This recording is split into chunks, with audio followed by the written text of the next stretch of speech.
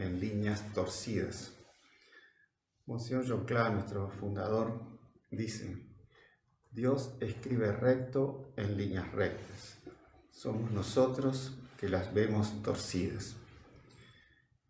Y muchas veces en todo el ir y venir de las cosas del mundo, nosotros no entendemos por qué ocurren los distintos problemas, ya sea personales o de nuestra familia o de nuestra región o de nuestro país o del mundo. Y no vemos la mano de Dios en todas esas cosas, no vemos el dedo de Dios, las consecuencias que Dios quiere sacar de todos esos acontecimientos que Él permite. Y un poco lo que pasó con esta conversación que Jesús tiene con los apóstoles. Los apóstoles le dicen, bueno, se dice que eres San Juan Bautista que resucitó. Otros dicen que es Jeremías, otros dicen que es el profeta Elías. Y ahí San Pedro es el que ve la mano de Dios en medio de todo ese aparente caos de opiniones. Y dice: tú eres el Mesías, el Hijo de Dios vivo. Entonces, muchas veces nosotros cuando no entendemos, tenemos que apelar a la fe, a las cosas de Dios, para entender los acontecimientos y también para ver las lecciones que Dios nos quiere dar de esos acontecimientos. En la medida que nosotros nos vamos habituando a recurrir a la fe para entender los acontecimientos y ver lo que Dios nos quiere decir con ellos,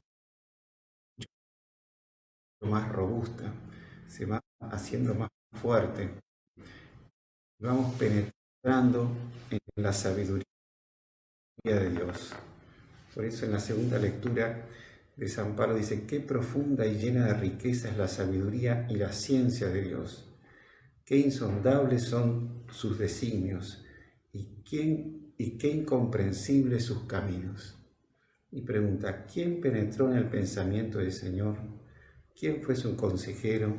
¿Quién le dio algo para que tenga el derecho de ser retribuido? Porque todo viene de Él, todo ha sido por Él, hecho por Él, etc.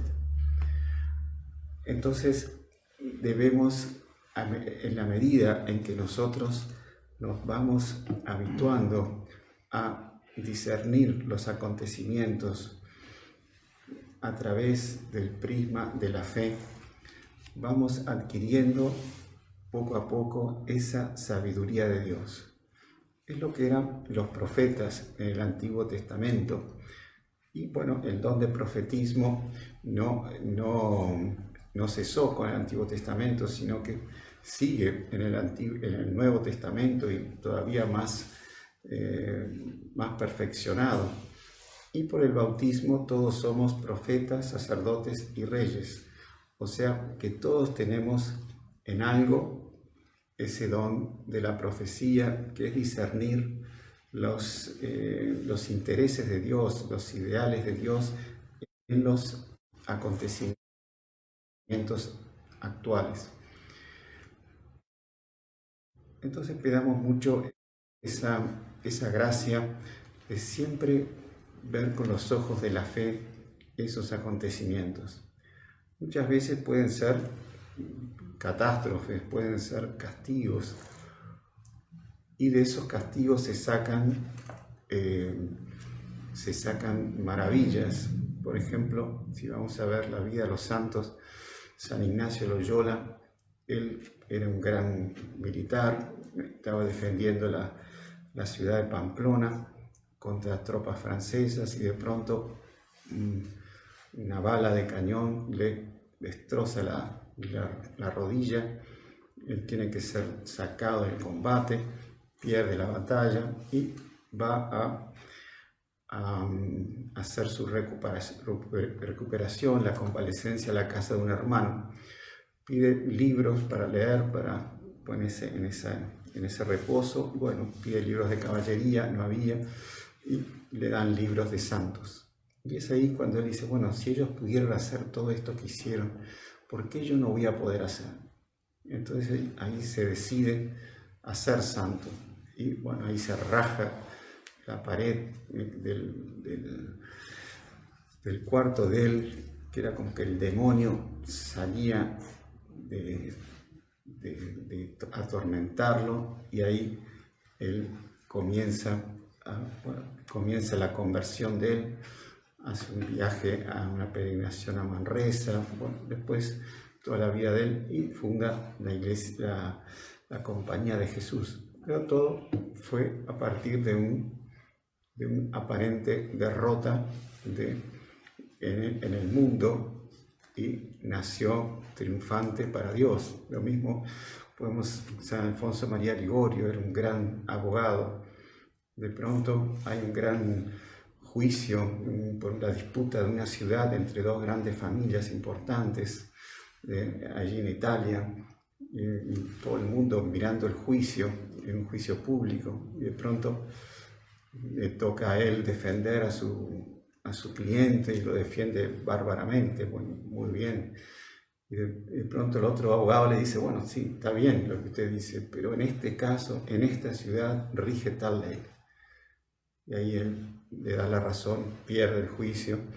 Ahí dice la famosa frase, todo es vanidad, nada más que vanidad, y ahí entra, abandona la abogacía, y se hace sacerdote, después funda la Orden de los Redentoristas, es un doctor en moral. Hasta hoy la moral de él es la que se estudia, ha hecho más de 100 títulos de libros. Bueno, fue una lumbrera para la iglesia, pero todo comenzó a partir de una derrota en el mundo. Entonces, en todas nuestras acontecimientos que pasamos, debemos ver esa mano de Dios, y que a medida que vayamos viéndola, vamos analizando las cosas con los ojos de Dios. La iglesia también pasa por situaciones difíciles, pero si tenemos esa fe de que las puertas del infierno nunca van a prevalecer contra ella, y tenemos fe en, como dice el Salmo, tu amor es eterno, Señor. El Señor siempre está amparando a la iglesia, y por más que pase por situaciones de aparente caos, de ese caos va a salir siempre triunfante la verdadera fe. Hay un hecho también que es muy impresionante, de un historiador protestante del siglo XIX, se llama Ludwig von Pastor. Era un alemán protestante que quiso escribió la historia de los papas de la época del Renacimiento. Entonces él pidió al Papa León XIII, en la época, para que le abriera todos los archivos vaticanos. Él quería demostrar la falsedad de la Iglesia. Y León XIII lo aceptó, le abrió todos los archivos vaticanos, y él vio toda una serie de problemas en la Iglesia, de choques, de intereses de una familia contra otra familia, en costumbres también, la inmoralidad en las costumbres de muchos papas, de muchos cardenales, todo tipo de pecados. Y entonces, cuando terminó de ver todo eso, él tuvo una conversión. No diría todo lo contrario, ¿no? Porque él dice, si una institución que pasó por tantos problemas y por tantas defecciones todavía se mantiene íntegra, es señal de que es divina y no está apoyada en los hombres. Y ahí se convierte y se hace católico. Y la historia de él es una historia, son 20 y pico de tomos, se llama Historia de los Papas de Ludwig von Pasto. Nosotros tenemos la colección, es lo mejor sobre la época del Renacimiento de la historia de la Iglesia. Entonces tenemos que ver siempre los acontecimientos con los ojos de Dios y no con los ojos naturalistas de la razón y de las opiniones mundanas.